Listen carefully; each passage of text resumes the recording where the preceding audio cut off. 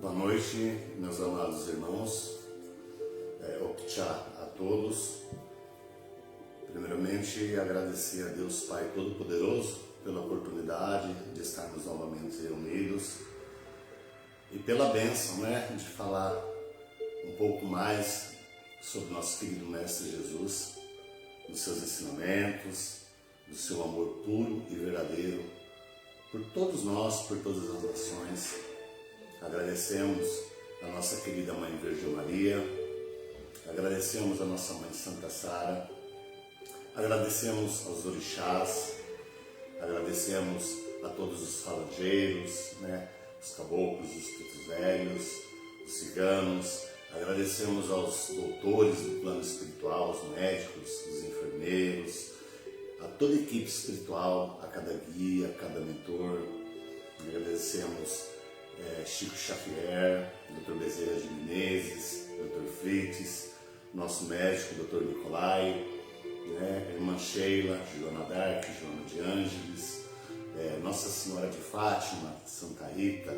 Enfim, agradecemos a todos esses espíritos iluminados que sempre estão à nossa volta, nos orientando, nos dando os bons pensamentos, nos dando o discernimento, e colocando em nossos corações, por muitas vezes, com arrependimento de males que fazemos, essa divina proteção enviada por Deus e pelo nosso Mestre Jesus, que são nossos irmãos espirituais, que possam sempre estar ao nosso lado.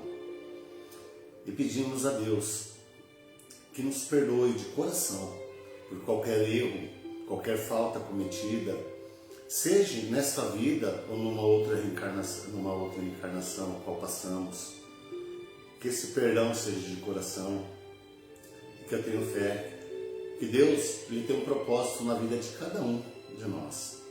E esse propósito é felicidade, é a paz, é a harmonia, é a esperança de dias melhores. Por muitas vezes nos queixamos que a vida não está muito boa. Passamos por problemas, dificuldades, por doenças, e acabamos nos desanimando, nos entregando a esses problemas, esquecendo que existe uma força maior e divina que a todo nos assiste.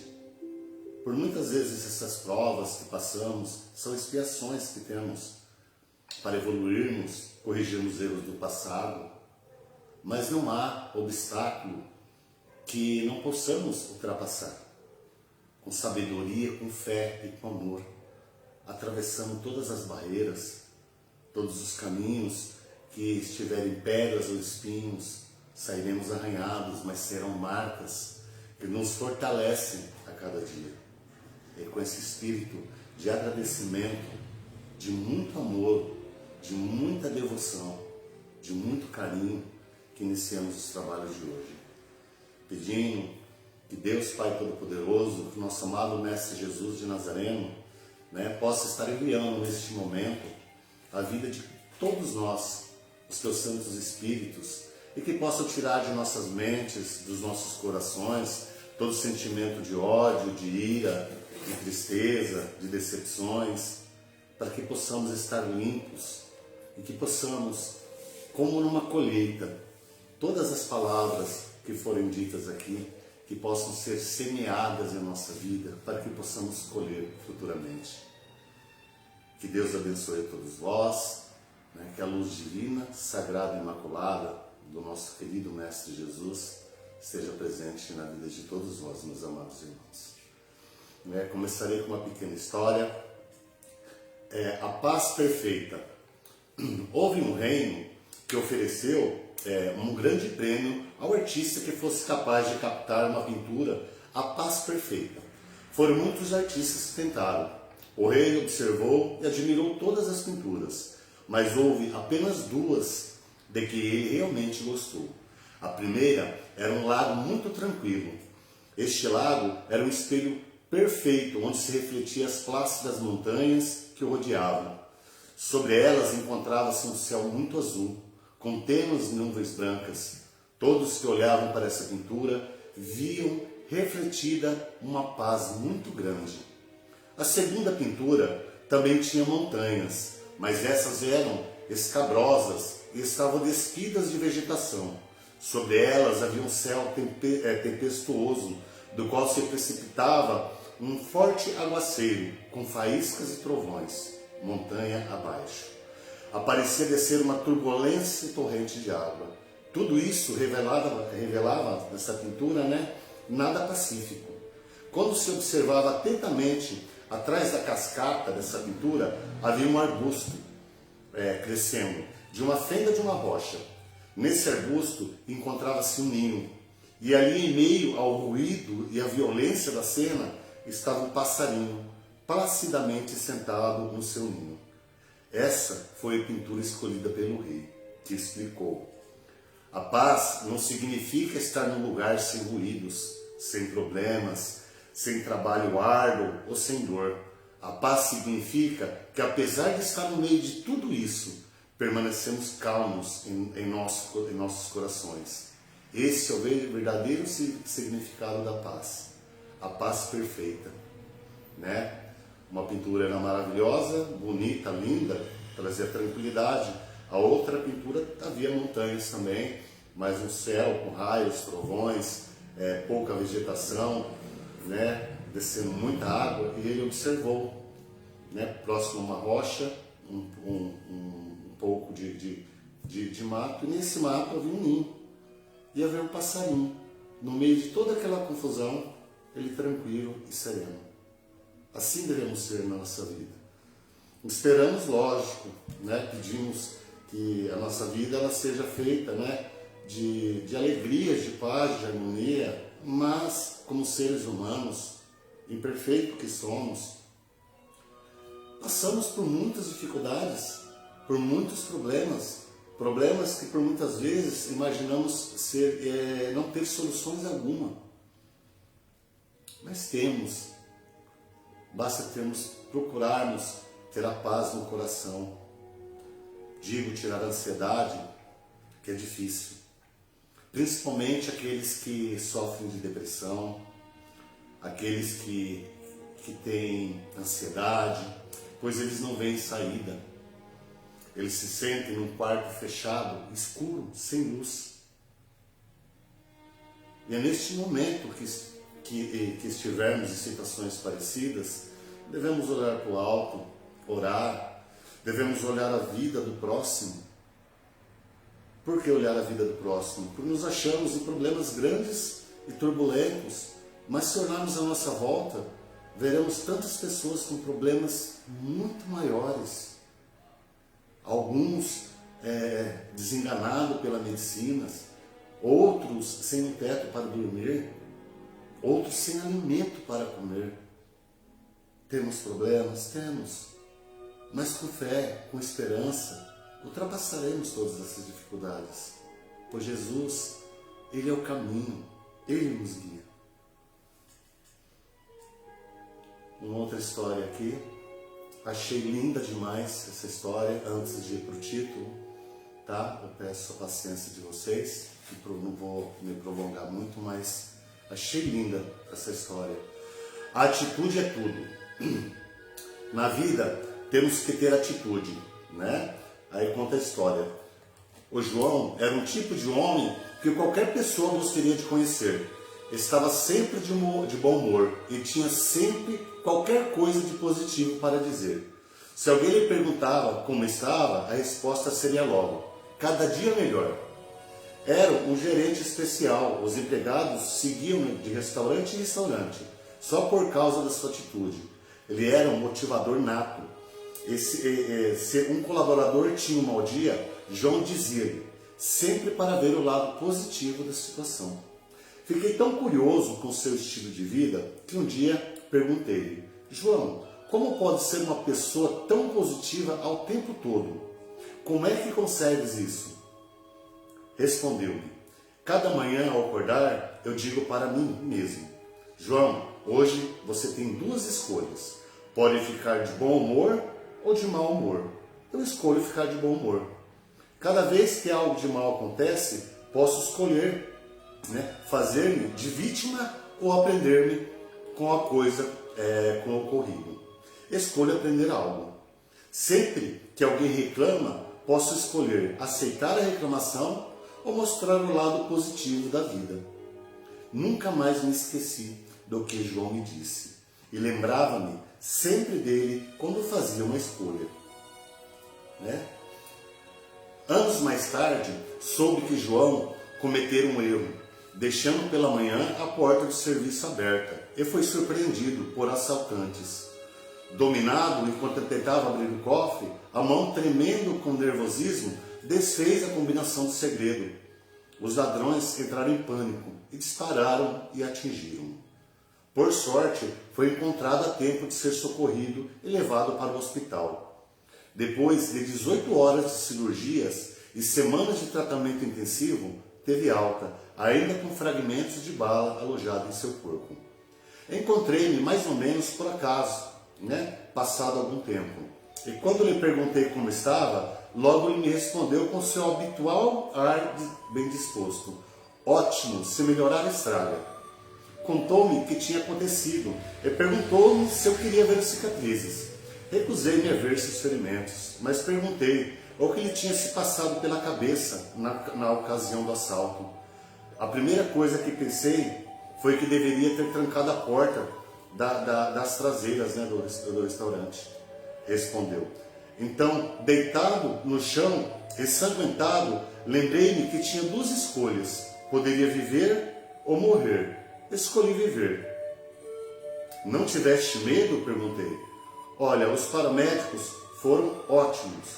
Diziam que tudo ia dar certo e que eu iria ficar bom. Mas quando cheguei na sala de emergência, vi a expressão dos médicos e enfermeiras. Fiquei apavorado nas expressões deles e lia claramente. Esse já era, não vai aguentar viver. Decidi que tinha que fazer algo. E o que fizestes? Perguntei a João. Bom, havia uma enfermeira que fazia muitas perguntas. Perguntou-me se eu era alérgico a alguma coisa. Eu respondi que sim. Todos pararam para ouvir minha resposta, Se sou alérgico ou não, disse João. Eu tomei um fôlego e gritei. Sou alérgico a balas. Entre a risota geral, todos começaram a rir, E disse-lhes, eu escolho viver. Opere-me como ser vivo, não como ser morto. E João sobreviveu, graças à persistência dos médicos, mas também graças à sua atitude. Aprendi que todos os dias temos a opção de vivermos plenamente e tomarmos decisões, pois serão essas atitudes que trarão benefício agora e para a eternidade. Afinal de contas, atitude é tudo. No momento de tristeza que todos estavam ali, falando que João não ia sobreviver, e a enfermeira perguntando, se ele é alérgico a algum medicamento, ele deu uma parada e respondeu, sou alérgico. Todo mundo perguntou, falou, sou alérgico a bala. Aí os médicos, estavam todo mundo preocupado naquela tensão que ele não ia sobreviver, sorriram. Daí ele falou para os médicos, por gentileza, me operem, me tratem como um ser humano vivo, não como uma pessoa que vai morrer. E o otimismo dele, contagiou a todos. E as bênçãos de Deus foram derramadas sobre a vida dele. Muito bonita essa história, Essa história também é maravilhosa. Esse é o ponto que eu fiz a chamada, Jesus, o educador de almas, Liberta das interpretações tendenciosas de certos teólogos. A humanidade começa vagarosamente a entender com mais amplitude e profundidade o que significou para o mundo a vinda de Jesus, o mestre mais perfeito que a terra conheceu. Aquele que baseou seus ensinamentos na pedagogia do exemplo, não a um só ensinamento dele que tinha ficado sem o seu testemunho pessoal. Jesus foi simples e minucioso no que ensinou verbalmente e farto na explicação. Por isso é que deve tomá-lo como mestre e guia a ser seguido, Jesus, e não como simples intermediador entre o homem e Deus, que teria selado uma presença aliança com o Criador, através do oferecimento do seu sacrifício para a salvação da humanidade, conforme interpretações equivocadas de teólogos. O próprio conceito de religião foi modificado a partir dos seus ensinamentos. Com Jesus, aprende-se que religião não é algo mágico a ser levado a efeito no interior dos templos. Não mais aquela ideia de que religião é prática mística, contemplativa, ritualística, cheia, oferendas, formas repetitivas, vivenciadas no interior, vivenciadas no interior das que passou a ser para eles que lhes tendeu as lições. Um novo modo de viver, a se relacionar com o seu próximo, em todos os ambientes e em todos os momentos, ensinando que Deus está presente em todo o universo. Alargou-se os limites dos templos ao conceituar o universo como um santuário imenso. Na casa de meu pai há muitas moradas, está em João 14:2. Aqui, que nos diz aqui que a religião não está dentro de um templo religioso. O milagre não se encontra dentro de um templo religioso. O milagre se encontra dentro da vida de cada um de nós. Jesus, ele não pregava religião, ele pregava amor ao próximo. Ele nos ensinou como agir, como conviver com o próximo. Então, religião, como diz o texto, por muitas vezes teólogos, não desrespeitando ninguém, que não estamos aqui para isso, modificaram os ensinamentos de Jesus para proveito próprio, vamos colocar. Se você não for na casa de Deus, você não será salvo. É bom visitar a casa de Deus? Sim, mas não por obrigação, por gratidão. Eu volto a retornar. Eu falo, insisto, bato nessa tecla, que a religião, o centro espírita, as igrejas, elas precisam sim de doações, para manter, pagar aluguel, luz, entre outros gastos que tem. Então ela precisa de ajuda daqueles que frequentam, daqueles que gostam do local. Mas isso tem que ser dado de coração e conforme a necessidade da pessoa. Colocar, como eu volto a insistir, a obrigação de 10% do que ganha, porque fala que a Bíblia diz, é mentira. Falo e afirmo, é mentira. Os 10% eram do que era plantado, era da criação, onde ele era levado a um templo, que só tinha um templo, naquela época dos fariseus, que era entregado a um sacerdote para ser dividido para os pobres, para as viúvas, para os órfãos.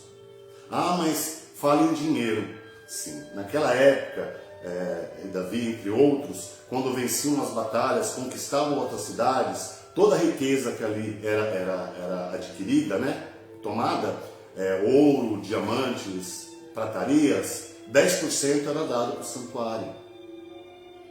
Jesus não fez igreja, então ele não colocou 10% para ninguém. Pense comigo, o que é mais agradável a Deus? Você que está passando por dificuldade, que está vendo seu filho passar fome, não tendo leite dentro da sua casa, você tirar um dinheiro seu, 10%, colocar na mão, entregar em certo posto religioso, vamos colocar assim, e deixar o seu filho passar necessidade de leite, não é agradável aos olhos de Deus. E mesma coisa, eu falo de outra forma, quer ajudar, quer agradar a Deus, ajude um vizinho que está passando fome com uma cesta. Você está agradando os olhos de Deus dessa maneira. Não colocando, querendo criar confusão e nem nada. Eu digo sobre a bondade, o que Jesus ensinou. Os apóstolos não fizeram igreja, não tinha igreja. A fé nossa é que nos salva, a religião ela está dentro de nós, de cada um de nós. Devemos ser bons para com os outros. Sim, volto a afirmar, deve sim, quem ajuda, continuar ajudando o seu centro, sua igreja, porque precisa, para manutenção. Mas não deve ser uma coisa obrigatória, ou fixar um preço. Você ajuda com o que você pode. Você pode ajudar com muito, você ajuda com muito. Você pode ajudar com pouco, com pouco. Se você não pode ajudar no momento, não ajude, vai fazer falta à sua família. Tá bom? Me desculpa, fugir um pouco do tema, mas tem a ver. Jesus não foi um mestre de gestos largos, de atitudes místicas e contemplativas, que vivesse confinado em um ambiente religioso ou um local distante, isolado do convívio diário, longe da vida prática. Pelo contrário, o mestre sempre conviveu com as pessoas e, para prevenir qualquer interpretação equivocada, deixou um ensinamento lapidar registrado por 2 evangelistas. Eis que vos envio como ovelhas no meio dos lobos. Mateus 10,16. Eis que vos mando como cordeiros no meio dos lobos. Está em Lucas. Nem era um profissional religioso. Vivia simplesmente carpinteiro, que causava espanto a alguns diante do que falava e fazia. De onde lhe vêm estas coisas? E que sabedoria é esta que foi dada? Como se fazem tais maravilhas por suas mãos? Não é este o carpinteiro, filho de Maria, irmão de Tiago, de José e de Judas e de Simão? E não estão conosco aqui suas irmãs? Escandalizavam-se com ele, né? Está em Marcos 6,2. Jesus foi o educador de almas, que sempre enfatizou a necessidade do empenho da criatura no sentido de educar-se e progredir-se, conforme ensinou no Sermão do Monte. Assim resplandecerá a vossa luz diante dos homens. Mateus 5,16. Toda mensagem religiosa do Mestre fundamenta-se no esforço da criatura, no sentido de revelar essa herança divina que todos trazemos. Nada de graça, além da graça da vida. Nada de privilégios. Então dará a cada um segundo as suas obras. Tá bom? Deus vai dar a cada um segundo as suas obras. Volto a afirmar. Você vai fazendo uma campanha aqui, que Deus vai te abençoar, triplicar em dobro. Tá? Não é o seu dinheiro, é a sua obra, é o que você faz. Está na Bíblia. Então dará a cada um segundo as suas obras, ao bem e ao próximo. Trouxe uma nossa dimensão ao entendimento humano, através de uma mensagem que é um verdadeiro desafio no sentido de seus discípulos transcenderem os limites da lei antiga. Preconizava olho por olho, dente por dente. Se a vossa justiça não exceder a dos escribas e fariseus, de modo nenhum entrareis no reino dos céus. Está em Mateus. Que não devemos ser como os escribas e fariseus. Ouvistes o que foi dito: amarás o teu próximo e aborrecerás o teu inimigo? Eu, porém, vos digo: amai vossos inimigos, bendizei o que vos maldizem, fazei bem aos que vos odeiam, e orai pelos que maltratam e vos perseguem. Mateus 5, 42 e 43. Jesus não desejou os discípulos passivos, encantados, deslumbrados. Pelo contrário, sempre buscou tocar os sentimentos juntamente com o apelo para que a criatura racionasse, a fim de saber e compreender por que deveria agir desse ou daquele modo. O Sermão do Monte, que para muitos é um hino ao sentimento, é também uma forte mensagem de inteligência ao raciocínio. Qual dentre vós os homens, pedindo-lhe pão, o seu filho lhe dará uma pedra? E pedindo-lhe um peixe, lhe dará serpente? Se vós, pois, sendo maus, sabeis dar coisas boas aos vossos filhos, quanto mais o vosso Pai, que estás no céu, dará bem aos que lhes vos pedirem. Tá em Mateus. Então, fazer o bem, sem olhar a quem. Jesus levou o entendimento, a compreensão, o uso, o raciocínio ao campo da fé. A fé ensinada por Jesus transcende limites e emoções de sentimentos, por associar-se a um componente essencial. A razão inesquestionável, a fé, racionada, ensinada pelo Espírito. Começou com Jesus. Kardec, como profundo conhecedor dos Evangelhos, livre de prejuízos causados pelos sucessivos exegetas aos longos dos tempos, soube ver a objetividade e a racionalidade dos ensinamentos do Mestre. Soube ver que suas lições têm sempre 2 direcionamentos, ao sentimento e à razão. Olhai para as aves do céu, que nem semeiam e nem cegam, nem ajuntam em celeiros, e vosso Pai Celestial vos alimenta. Não tem de vós muito valor do que elas? Mateus 6,26. Ao ensinar a criatura a não criar fantasias sobre a fé, que eu estava comentando agora há pouco, Fantasia sobre a fé é campanha disso, é daquilo, é fantasia sobre a fé. Não mostra a linha divisória entre aquilo que deve ser objeto da preocupação do homem e o que deve ser entregue a Deus. Perguntando, qual de vós poderá com todos os seus cuidados acrescentar um côvado à sua estatura? Mateus 6,6. Esse motivo de ler-se na folha de rosto o Evangelho segundo o Espiritismo. A fé é inabalável. Só o que é que pode encarar frente a frente a razão em todas as épocas da humanidade. É a fé inabalável, é a nossa fé. A educação religiosa que Jesus proporciona ao homem leva-nos a conscientizar-se de que não será através de orações repetidas que estaremos agradando a Deus. E orando, não useis vãs repetições, como os gentios que pensam que por muito falarem serão ouvidos. Em Mateus 6 e 7. Tá bom? Nem através de bajulações, naquela época tinha oferenda dos cordeiros, né? Oferenda disso ou daquilo, que nessa época mudou muito. Portanto, se trouxesse a tua oferta ao altar, aí te lembrarás de que teu irmão tem alguma coisa contra ti. Deixar ali diante do altar a tua oferta e vai reconciliar primeiro com teu irmão e depois me apresentar a tua oferta. Quer dizer, seja bom para com os outros. Depois você irá fazer a sua oferta. Primeiro você tem que mandar seu porto aberto. Né? Com Deus não se barganha. Sem caridade na salvação, é isso. É um ponto essencial.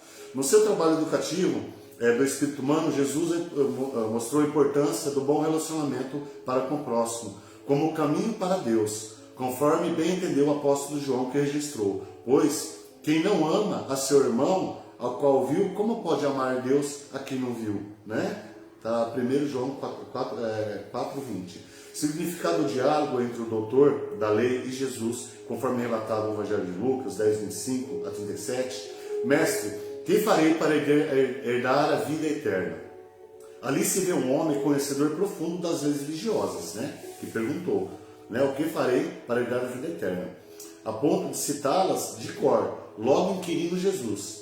Amarás o Senhor teu Deus de todo o teu coração e de toda a tua alma e de todas as suas forças e todo o teu entendimento, e ao teu próximo como a ti mesmo. Tá? Deuteronômio 6:5, Levítico 19:18. Efetivamente, os judeus sabiam decorar esses mandamentos maiores. Entretanto, quando Jesus lhe disse, fazer isso e viverás, aquele homem não compreendeu, porque ele não havia conexão entre o preceito religioso, que enfeitava o campo intelectual com a vida prática, a ponto de perguntar, quem é meu próximo? Para aquele homem, próximo era uma palavra mágica, sagrada, usada em momentos religiosos no templo, sem nenhum significado real à chamada da vida profana.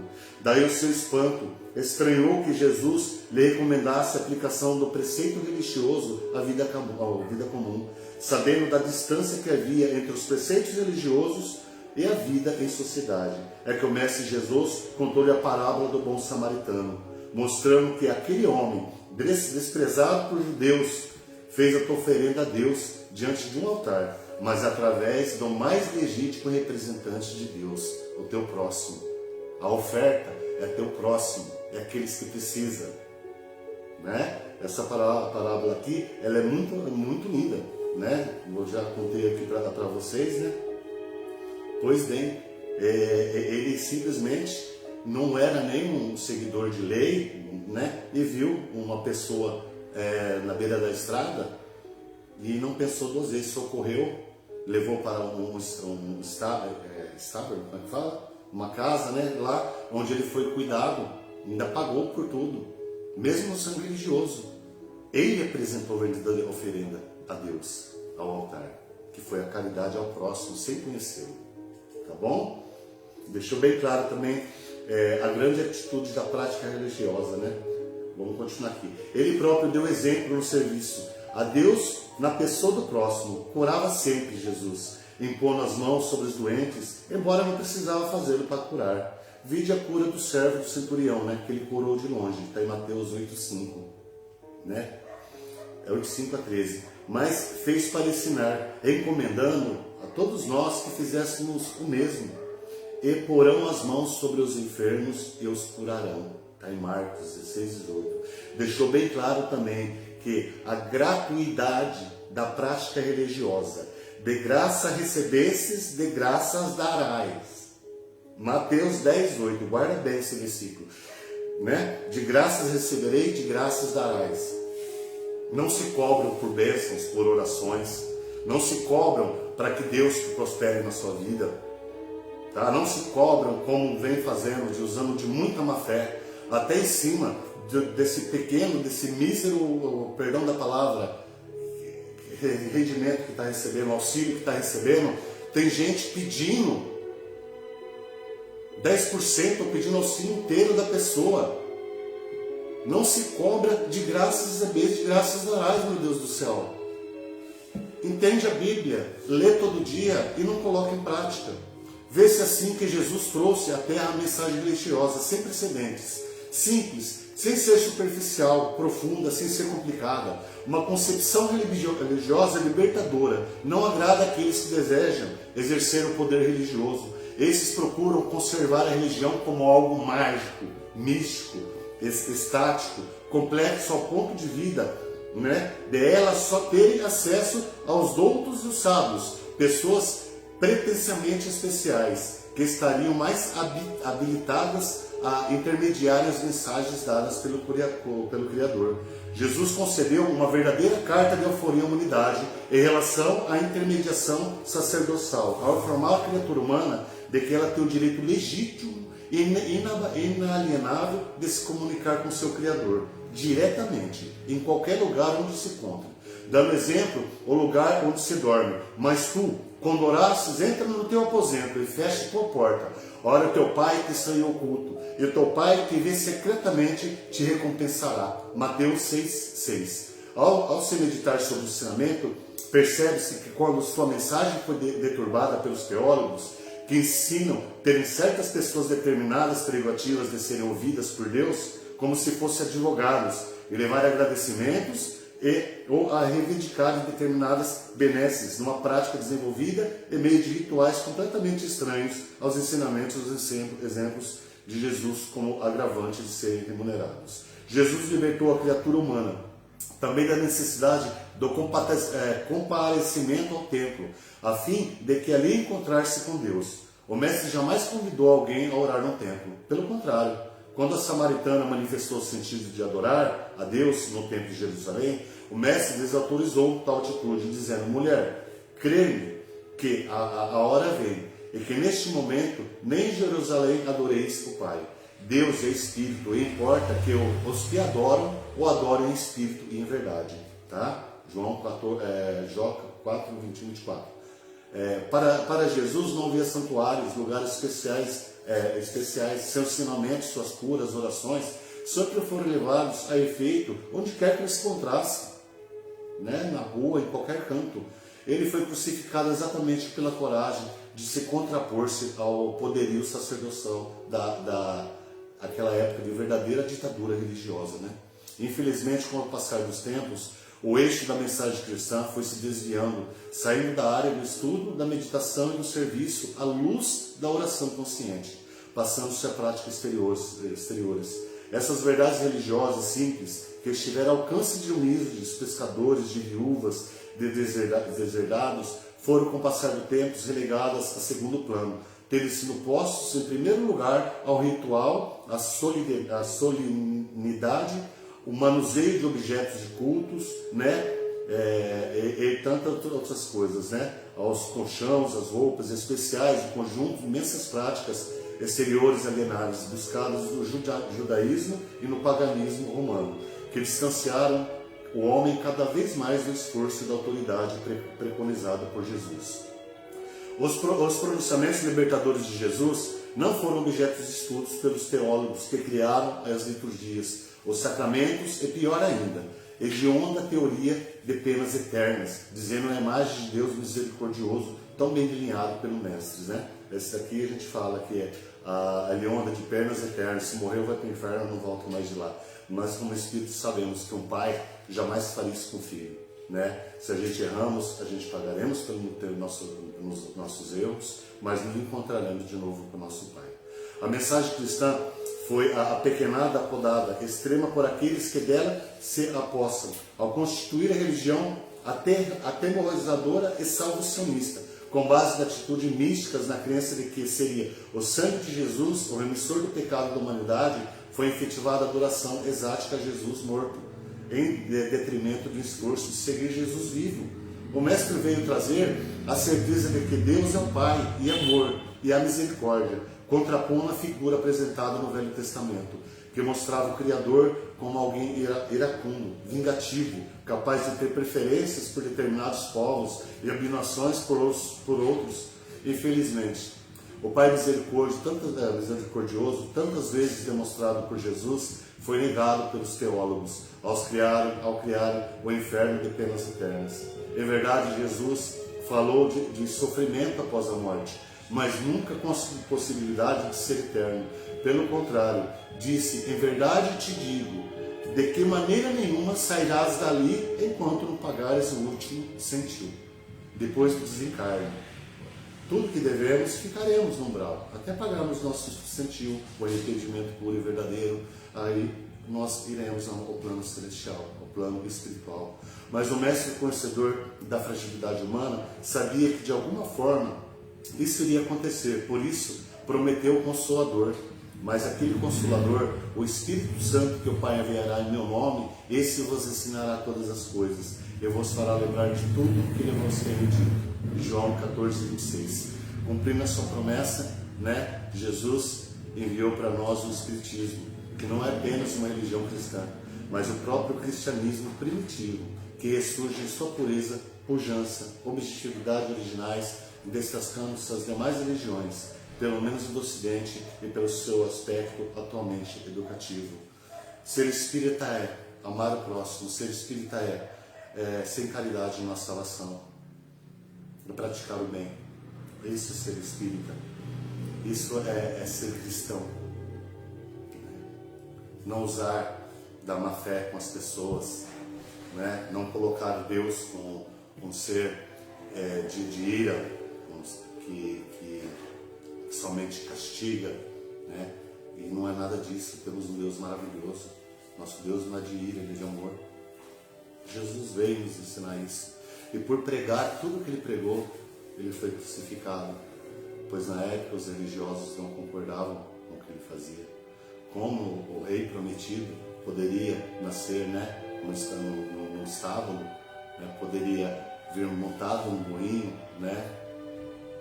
Eles não aceitavam demais. Ele acha que o rei deveria vir com glórias de ouro, de poder.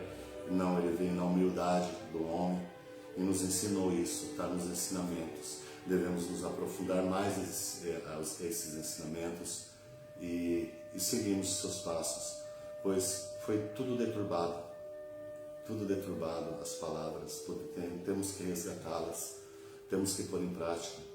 Temos que fazer o bem, sem olhar a quem, temos que perdoar. É isso que Jesus nos ensinou, né? Não tirar vantagem das pessoas.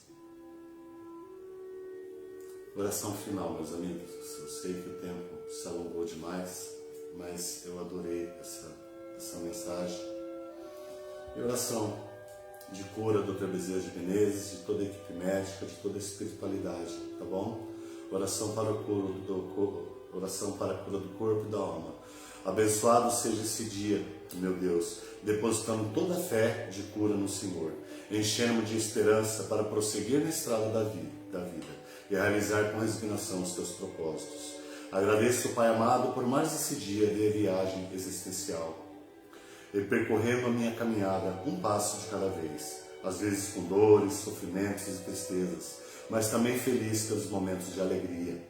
Deposita em tuas mãos, Senhor Deus, o meu destino e todas as minhas aspirações, certo de que os teus propósitos para mim são justos e bem-vindos, aos quais agradeço do fundo da minha alma, buscando sempre aprender as lições da jornada.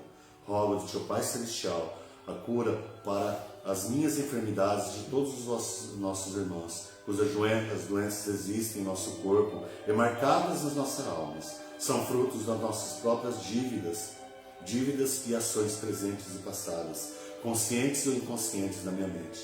Auxilia-me, generoso Deus, diretamente pelas tuas mãos abençoadas ou através dos teus anjos e missionários de luz, ao processo de cura e alívio de dores, iniciando-se pela limpeza energética e pela harmonização do meu corpo espiritual, sabendo-se, amado Pai, que toda cura inicia-se pela sanidade da alma.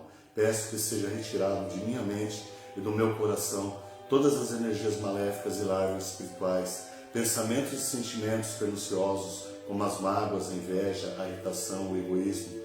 Saneada e fortalecida minha alma, Senhor Deus, rogo-te um amparo curativo para o meu corpo físico, fortalecendo o meu sistema imunológico, cicatrizando as feridas e restaurando os tecidos, expulsando do meu corpo as células malignas e revitalizando os órgãos enfermos, até a completa restauração da minha saúde.